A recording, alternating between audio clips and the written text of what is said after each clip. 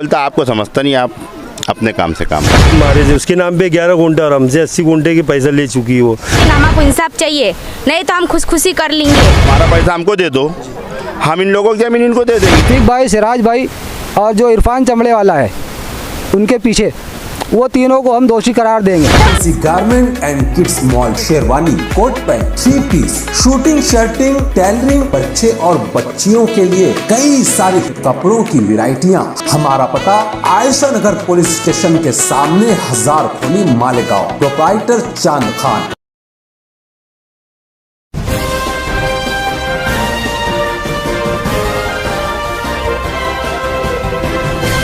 मानव समाचार, मानवता के हक में। लोग टूट जाते हैं एक घर बनाने में, तुम तरस नहीं खाते बस्तियां गिराने में। मानव समाचार में आपका इस्तकबाल है, मैं हूं अब्दुल रहमान और इस वक्त उसी मुतनाज़ा ज़मीन से रिपोर्टिंग कर रहा हूं जिसकी 8 दिन पहले हमने रिपोर्टिंग की थी, यानी लब्बैक होटल के पीछे 178-3। यहाँ पर करीब 270-75 घर हैं। 275 घरों के जो है ये पूरा एक गढ़ बनाया गया और उसके बाद जो है यहाँ पर प्लॉट जो है 10 से 12 साल पहले बेचा गया, लोगों को ज़मीनें बेची गई। अब जो है कुछ दिन पहले यहाँ पर बसने वालों को एक नोटिस आती है।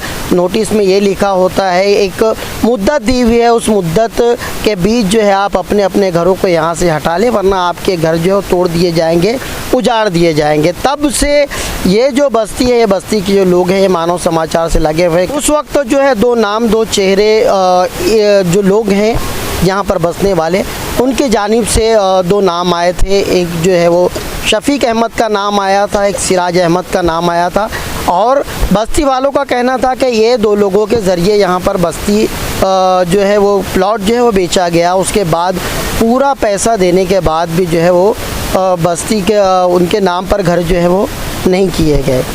अब वही 2 लोग जो है जो उस वक्त इत्तेफाक से हमारे साथ नहीं थे, आज इस वक्त हमारे साथ खड़े हैं।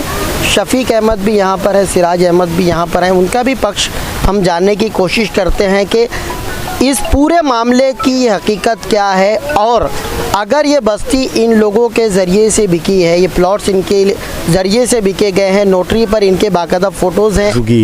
तो पुलिस स्टेशन में गए तो उसके भाई ने हमको लिख के दिया कि यार पहले हमको मालूम पड़ा उसके नाम पे 80 गुंडा था, तो हमारे सब पैसे ले ली। फिर बाद में मालूमात निकाली तो उसके नाम पे 11 ही गुंडा है। 69 गुंडा उसकी फैमिली मीटर की वजह से कोई मामला डिसमिस हुआ, तो पैसे तो हमने पूरा 80 गुंडे का दे दिए उसको। अब हम खरीदी मांगते उससे तो हमेशा हमको बोलती रुक जाओ। वो दिन पुलिस स्टेशन में बात हुई, मसूद गुलनार को बुलाया, उसका भाई शमीम बानो का भाई, वहाँ उन्हें लिख के दिया मैं तुमको गांधी मार्केट का एक प्लाट देता और बिरादर बाग का एक प्लाट देता और 6 लाख रुपये। हमने उसको 2 प्लाट दिए और 19 लाख रुपये दिए। वो पुलिस स्टेशन में शेख साहब के सामने लिख के बात हुई। तो बस्ती के लोग वहाँ गए आसिफ साहब के पास, वहाँ आसिफ साहब के सामने फ़ोन लगाए तो उनको भी बोला कि यार मैं 2 दिन में आसिफ साहब मैं मामला हल करता। ये हम लोग कुछ उससे फालतू पैसे नहीं मांग रहे, जो हमारी अमानत है वो हमको वापस दे देगा। हम वकील को वो पैसा दे देंगे, वकील हमको खरीदी दे देगा। ये हमसे जास्ती पैसा ले चुकी है, उसके नाम पे 11 गुंडा और उन्हें हमारे से 80 गुंडे का पैसा ले चुकी है। और हम जब भी उससे खरीदी मांगते तो हमको बोलती है 1-2 दिन। अभी आप लोगों ने जो इतना पूरा पैसा दे दिया, जाहिर सी बात है जो पैसे का लेन देन व्यवहार होता है वो कहीं ना कहीं उसके कुछ डॉक्यूमेंट्स होते हैं। ये देखो, ये पुलिस स्टेशन के अंदर बिरादर बाग गांधी मार्केट शमीम बानो के भाई ने लिख के दिया ये 2 चीज़ और 19 लाख रुपये दिए। उनका पैसा होता 13 लाख रुपया। 13 लाख रुपया वो ले गए, हमको 6 लाख और बिरादर बाग का माल और गांधी मार्केट का माल ये वापस दे देंगे, हम वकील साहब को दे देंगे। वकील साहब हमको खरीदी देने तैयार है।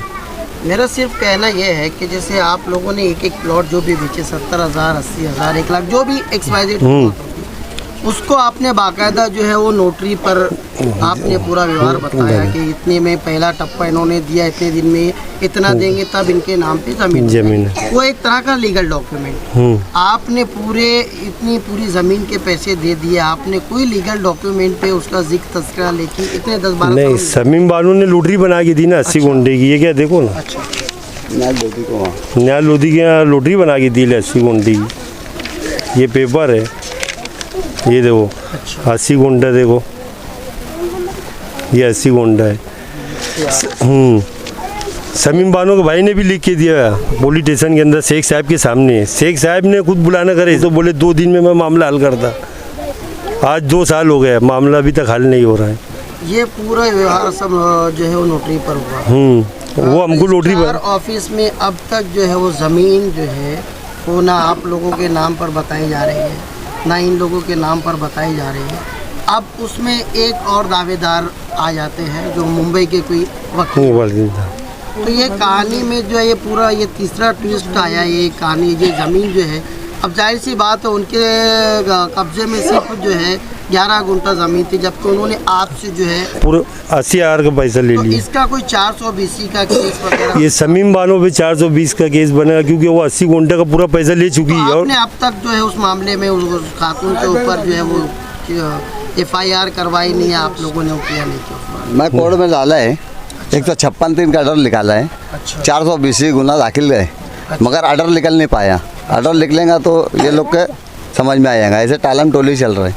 अच्छा, तो अब ये पूरे मामले में आप दोनों लोगों को जो है वो बस्ती की जाहिर सी बात है। देखिए, मैं अगर किसी को मैं पैसा देता हूँ तो मैं उसी शख्स का नाम लूँगा जिसको मैंने पैसा दिया है ना। अब मेरे ज़रिए से जिसको पैसा दिया गया है वो कहाँ ले जाकर किसको देता है मुझे नहीं पता। जाहिर सी बात है मेरे सामने आपका ही चेहरा है तब मैं आपका नाम लूँगा। ये जो इतनी बस्ती के लोग हैं ये सब आपके ही नाम पर आकर के टिके हुए हैं, क्योंकि आपके बाद किससे क्या व्यवहार हो उनको नहीं पता, क्योंकि उन्होंने सिर्फ आपको ही दिया है। आप जो है इन लोगों को किस तरीके से आप इंसाफ दिला पाएंगे? हम इंसाफ इसलिए यानी दिला सकते हैं, वो समीम बानो के पास हमारी पूरी अमानत रखी है। कभी हमको वापस दे देंगी तो हम वकील साहब को देंगे, खरीदी हम ले सकते हैं, हम बस्ती वालों को दे सकते खरीदी। कोई ऐसा हमारे पे लेन देन का कोई मामला नहीं है। पूरा पेमेंट पूरा क्लियर है। पूरा पैसा उससे ज़्यादा ले लिया हमारे से। उसके नाम पे 11 गुंठा और हमसे 80 गुंठे के पैसा ले चुकी है वो। और हम उसको बोलते तो हमारा फैमिली मीटर बोल बोल के टाल दे। यार 2-3 साल हो चुका है। तो आपको लगता नहीं ये मामला अब कुछ ज़्यादा ही लेट हो चुका है? अब तो नोटिस भी जारी हो गई है। अब क्या करेंगे ऐसी सूरत में? जाहिर सी बात है 10-12 साल का आप लोगों को मौका मिला था। 10-12 साल में जो मसला हल होना था वो नहीं हो पाया। अब अचानक जो है नोटिस आ गए, इनको उजाड़ने का जो है ये फरमान जारी हो गया है। अब जो है आपका किस तरीके से रूल होगा? आप क्या करोगे आप लोग? ये मामला नहीं हल होगा तो हम समीम बानो के घर पे जाके कुछ भी आत्महत्या कर लेंगे, क्योंकि अब बस्ती का इंसाफ करना है ना हमको।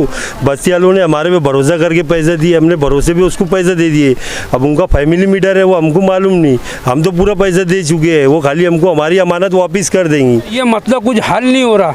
वो जब तक उसके ऊपर ठेल रहा, वो उसके ऊपर ठेल रहा, इससे मामला बढ़ते चला जा रहा। जबकि पेमेंट पूरा दे दिया, अगर वो जितना पैसा दिए उनका 11.5 गुंठे का पैसा कट करके हमारा पैसा वापस देंगे। वकील साहब बोल रहे कि हम मेरे को इतनी चीज़ दे दो, मैं तुम्हारे नाम पे ज़मीन कर देता, सब महल्ले वालों को तुम खरीदी दे दो।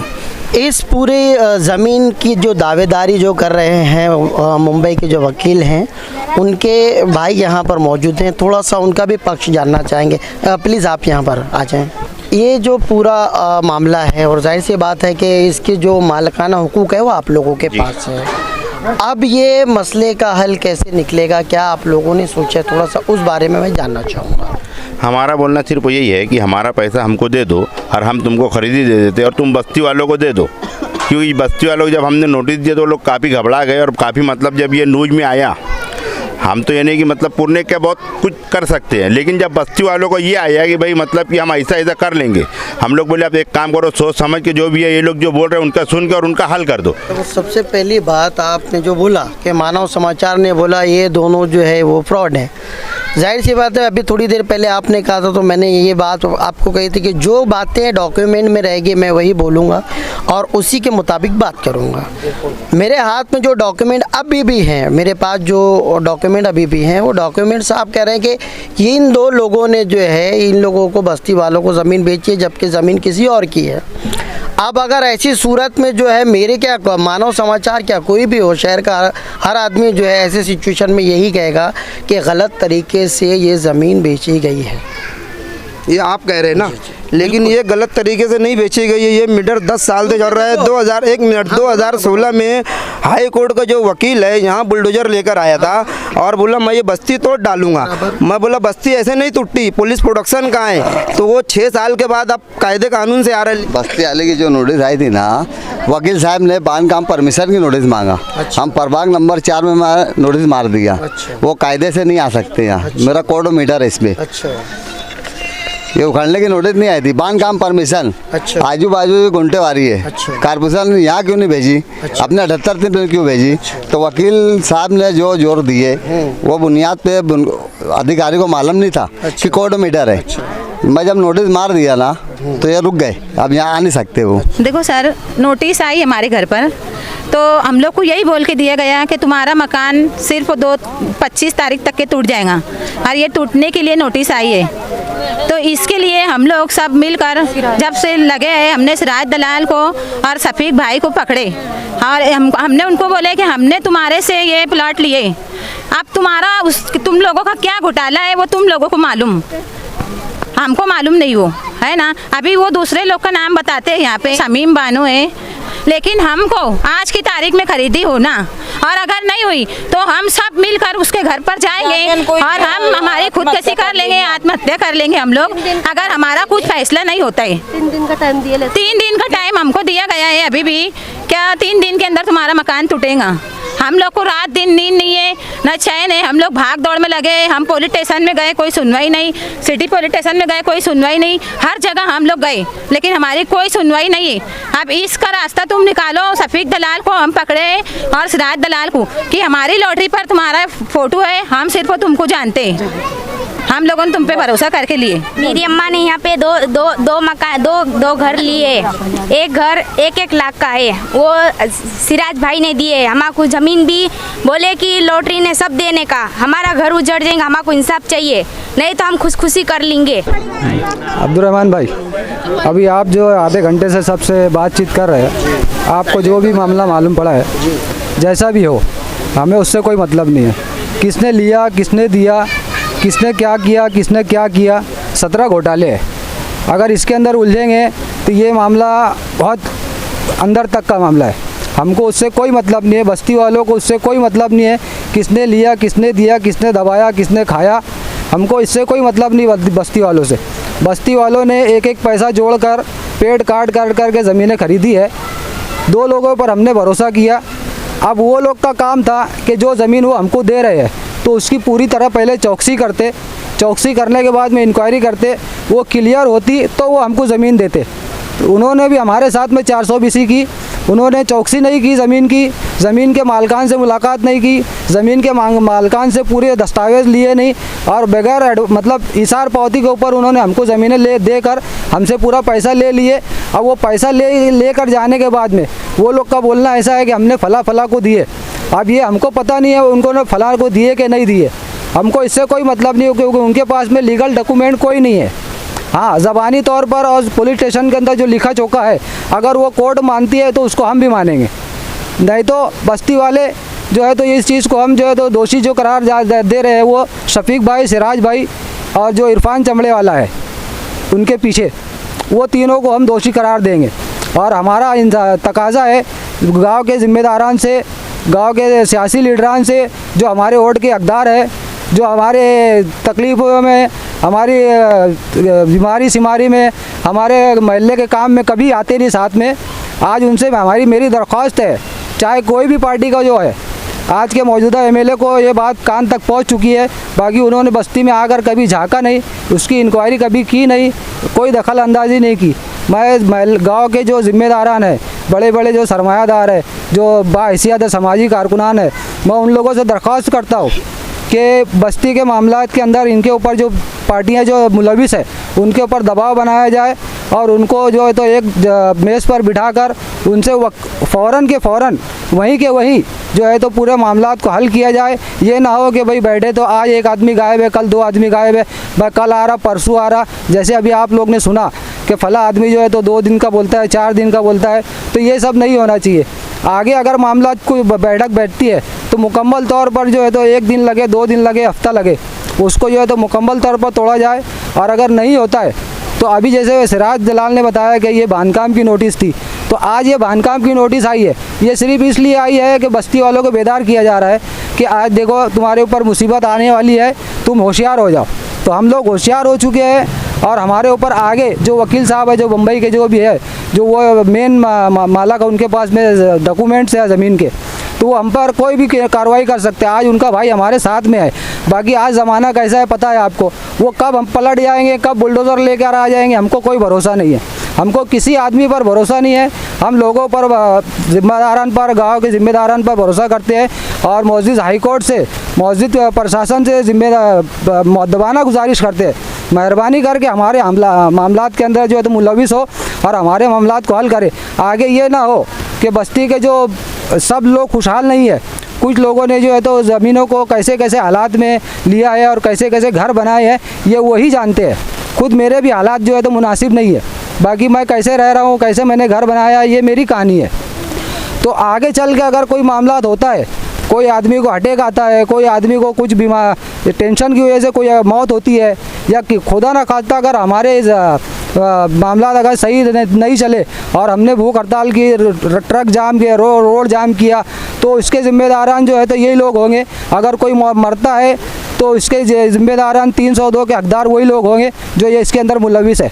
बस इतना बोलना चाहता हूँ। आगे चलकर हम जो है तो कोई भी बड़ा कदम उठाने के लिए बिल्कुल तैयार है। इस मामले में कितनी बंटी, कितने बबली हैं, कितने नटवर लाल हैं, ये तय करना बड़ा मुश्किल हो रहा है, क्योंकि हर चेहरे में से 2 चेहरे निकल के आ रहे हैं, हर चेहरे में से 4 चेहरे निकल के आ रहे हैं।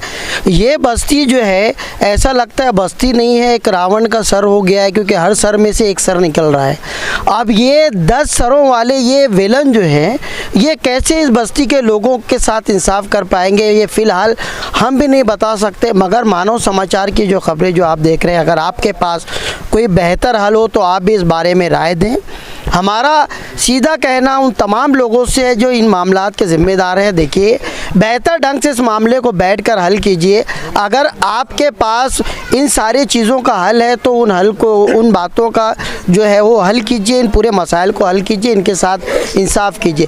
हम किसी पर कोई इल्ज़ाम नहीं धरते, हमारी नज़र में सब बड़े पाक दामन हैं, मगर हम चाहते हैं कि अपनी पाक दामनी का सबूत देते हुए इन बस्ती वालों के साथ इंसाफ करें। बस हमारा यही कहना है। देखते रहिए मानव समाचार, सबसे पहले सबसे तेज़, हमेशा सच के साथ।